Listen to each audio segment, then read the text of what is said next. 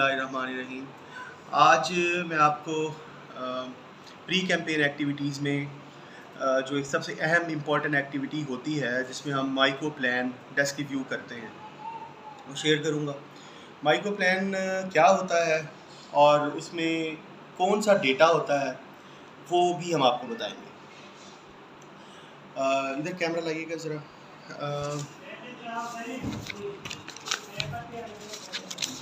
इसे हम micro plan की समरी कहते हैं। पूरी यूनियन काउंसिल का जो डेटा है वो इस समरी के ऊपर मौजूद होता है,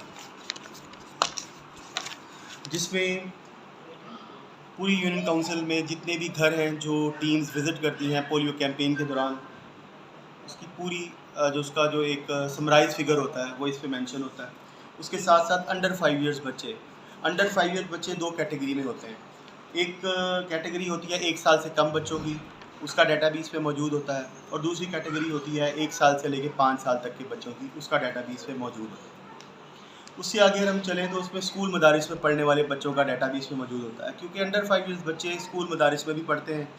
जो बच्चे घरों में कवर नहीं होते वो स्कूलों में और मदरसों में कवर किए जाते हैं, तो इस समरी के ऊपर वो डाटा भी मौजूद होता है। इवन के वो बच्चे जो हमारे हॉस्पिटल्स में, हमारे गवर्नमेंट के बुनियादी मरकज़ सेहत में, हमारे RHCs पे, जिन्हें हम रूरल हेल्थ सेंटर्स कहते हैं, कवर होते हैं। इवन के प्राइवेट हॉस्पिटल्स में भी जो बच्चे इलाज के लिए जाते हैं वहाँ भी वो कतरों से महरूम ना रह जाएं, वहाँ पे भी हमारी टीमें बैठती हैं और उनको प्रॉपरली वैक्सीनेट करती हैं। इसके साथ पूरी यूनियन काउंसिल की टीमों की तादाद, उन टीमों को जितनी वैक्सीन चाहिए उस वैक्सीन, टोटल वैक्सीन का फिगर, लॉजिस्टिक्स का एक होता है प्रॉपरली, एक रो होती है जिसमें लॉजिस्टिक्स सारी होती हैं, जिसमें टैली शीट्स कितनी चाहिए, मार्कर्स कितने चाहिए, जिपर बैग्स होते हैं जिसमें हम वैक्सीन रखते हैं। मतलब हर छोटी से छोटी और बड़ी से बड़ी इंफॉर्मेशन इस माइक्रो प्लान में मौजूद होती है।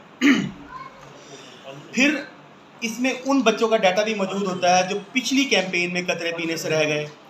इसमें उन बच्चों का डाटा भी मौजूद होता है जो जिन बच्चों को हिफाजती टीके लगने थे, ठीक है, वो 0 डोज बच्चे कहलाते हैं। वो भी कैंपेन के दौरान टीमें जब डोर टू डोर जाती हैं तो जितने नए बच्चे पैदा होते हैं उनकी तादाद भी इस माइक्रो प्लान का हिस्सा होती है। उसके साथ साथ हमारी वो पॉपुलेशन जिसे हम HRMP कहते हैं, high risk mobile population, mobile का मतलब चलती फिरते पॉपुलेशन, तो nomadic population, high risk population भी, उन हाई रिस्क पॉपुलेशन में कितने अंडर 5 इयर्स बच्चे हैं उनका डाटा भी इस माइक्रो प्लान की समरी में मौजूद होता है। फिर ये समरी जो है, ये जो समरी है ये तो एक मेन कंपोनेंट है किसी भी माइक्रो प्लान का। इसके अंडर जो है फिर एरिया इंचार्जेस की समरी होती हैं। एरिया इंचार्जेस के पास फिर टीम एरियाज़ होते हैं, उन्हें हम ऑपरेशनल प्लान होते हैं, वो डिटेल भी इस माइक्रो प्लान का हिस्सा होती है, और वो सारी डिटेल टैली शीट से आती है। तो ये माइक्रो प्लान इस तरह से बनता है। पहले टीमें घर घर जाएंगी और सारा डाटा लेंगी, वो टैली शीट्स पे डालेंगी। टैली शीट से फिर वो डाटा एक कंट्रोल A फार्म होता है और एक कंट्रोल B फार्म होता है, ऐसे ही ना सर? बिल्कुल, उसमें ट्रांसफ़र होता है, और उन कंट्रोल फॉर्म से जो डेटा है फिर वो एरिया इंचार्ज की समरी में आता है, और फिर एरिया इंचार्ज की समरी से, एरिया इंचार्ज के ऑपरेशनल प्लान से वो डाटा जो है फिर यूनियन काउंसिल की समरी में शिफ्ट होता है। तो एक थ्रू प्रॉपर चैनल ये काम होता है। ये सारी तगदो करने का मकसद ये है कि यूनियन काउंसिल लेवल पे अंडर 5 ईयर कोई एक भी बच्चा ना रह जाए जिसको पोलियो के कतरे ना दिए गए हों। 100% पोलियो वैक्सीनेशन के लिए ये तगदो की जाती है, और ये जो डॉक्यूमेंट है जिसे हम पोलियो माइक्रो प्लान कहते हैं, ये डॉक्यूमेंट रीढ़ की हड्डी होता है कैंपेन को अच्छे तरीके से मुकम्मल करने के लिए। तो इसके बाद मैं आपको मज़ीद जो ऑपरेशनल प्लान है उसकी डिटेल भी आगे आपसे शेयर करूँगा। तो मेन कंपोनेंट्स जो हैं, मेन चीज़ें मैंने आपसे शेयर कर ली। मेरे साथ यूनियन काउंसिल ज़ाहिर के इंचार्ज शफीकुर रहमान साहब बैठे हैं, उनके साथ इनकी एरिया इंचार्ज की जो टीम है वो बैठी है। ये रज़ाक साहब हैं, ये एरिया इंचार्ज हैं, उनके साथ साथ मोहम्मद रिजवान साहब हैं, मलिक अकील साहब हैं, गुलाम शबीर साहब हैं, वहीद साहब हैं, अयूब साहब हैं। ये इनकी टीम है। ये पूरा एक टीम वर्क होता है, इस टीम वर्क जो होता है इसके बगैर काम नहीं होता। टीम ज़ाहिर पीर के साथ मैं आपसे अब यूनियन काउंसिल साजा के यूसीएमओ का तारुफ भी करवाता हूँ। ये हैं जनाब यूनियन काउंसिल साजा के इंचार्ज मोहम्मद अतीकुर रहमान साहब। यूनियन काउंसिल ज़ाहिर पीर के साथ साथ हमने यूनियन काउंसिल साजा के माइक्रो प्लान का भी डेस्क रिव्यू किया। अब हम माइक्रो प्लान के मेजर कंपोनेंट ऑपरेशनल प्लान के बारे में डिस्कस करेंगे। अब टीम के काम करने की तरतीब जो उसे हम कहते हैं ऑपरेशनल प्लान। अच्छा, अब ये मैं आपको एक फील्ड दिखाता हूँ। जैसे अब ये पहले दिन का काम है। पहले दिन में इसने काम शुरू किया सईद अहमद के घर से लेके लतीफ़ के घर तक। अब इसके दरमियान में जितने भी गांव आएंगे, जितने भी बस्तियां आएंगी, जितने भी डेरे आएंगे, ये टीम ने इस दिन कवर करने हैं। ये उसके आगे टोटल घर हो गए 72। ये हो गए बच्चे छोटे छोटे साल से कम 76 साल से लेके 5 साल तक, टोटल हो गए 90।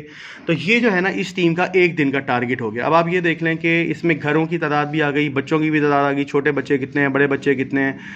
तो इतनी डिटेल से जब ये काम होता है तब जाकर हम लोग तसल्ली करते हैं कि भाई टीम ने अपना टारगेट पूरा किया, और फिर हम इनको वेरीफाई करने के लिए फील्ड में भी जाते हैं और फील्ड में जाकर हम इनका काम चेक करते हैं।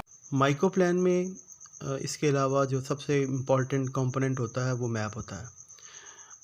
3 कैटेगरीज होती हैं मैप्स की। टीम्स के पास अपने मैप्स होते हैं, एरिया इंचार्ज के पास अपने पूरे एरिया के मैप होते हैं, और यूनियन काउंसिल का मैप पूरी यूनियन काउंसिल के मैप को रिप्रेजेंट करता है। तो ऑपरेशनल प्लान की जो डिटेल है वो मैप के ऊपर भी होती है। तो अब हम आपको मैप दिखाएंगे।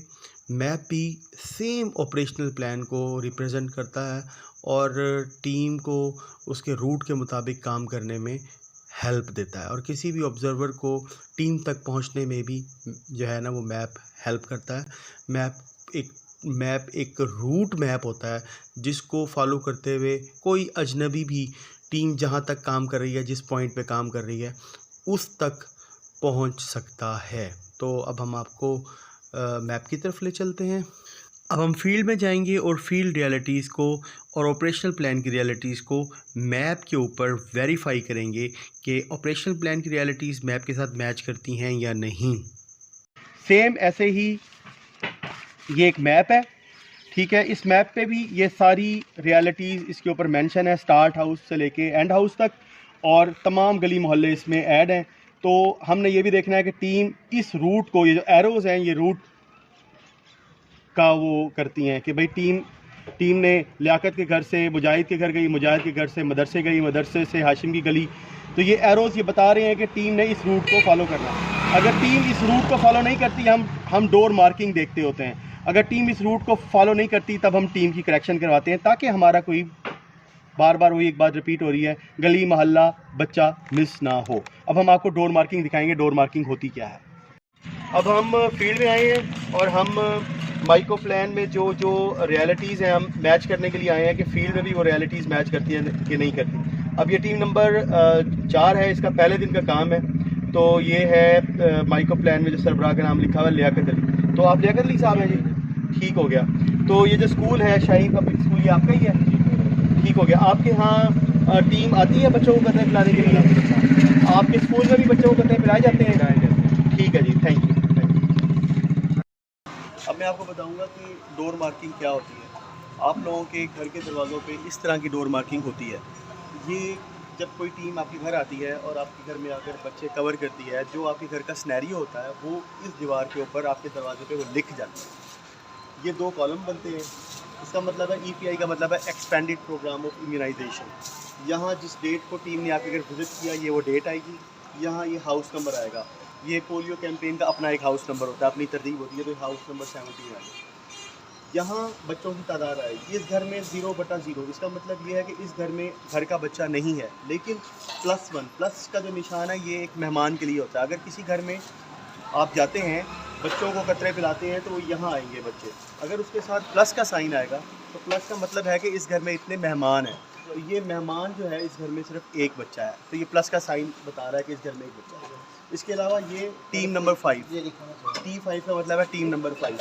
और ये एक एरो है, एरो का मतलब है टीम ने यहाँ कतरे पिलाए। इस घर में कोई बच्चा नहीं था, लेकिन इस घर में एक मेहमान बच्चा था, उसको कतरे पिला के टीम आगे मूव कर गई।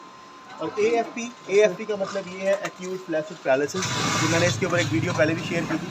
मतलब उसको कहने का मतलब ये है कि इस घर में कोई AFP सस्पेक्ट भी नहीं है, इसको ज़ीरो कर दिया। इस तरह ये जो एक और मार्किंग है, ये कंप्लीट इंफॉर्मेशन है इस घर की कि भाई इस घर में बच्चों का क्या सिनेरियो है, और ये एक बड़ी बेहतरीन सिनेरियो जो है ना टीम ने यहाँ पे ड्रॉ किया। Thank you. सो नाज़रीन, ये एक कंप्लीट वीडियो है जो किसी भी एक टीम मेंबर के लिए मुफीद साबित हो सकती है अगर उसने एरिया इंचार्ज या यूनियन काउंसिल मॉनिटरिंग ऑफिसर की पोस्ट तक जाना है। उम्मीद करते हैं आपको ये वीडियो पसंद आई होगी। चैनल को लाइक कीजिए, सब्सक्राइब कीजिए, कमेंट कीजिए और अपने आसपास के लोगों से शेयर कीजिए। आपको मज़ीद मुफीद मालूमात मिलती रहेंगी। इजाज़त दीजिए। अल्लाह निगहबान।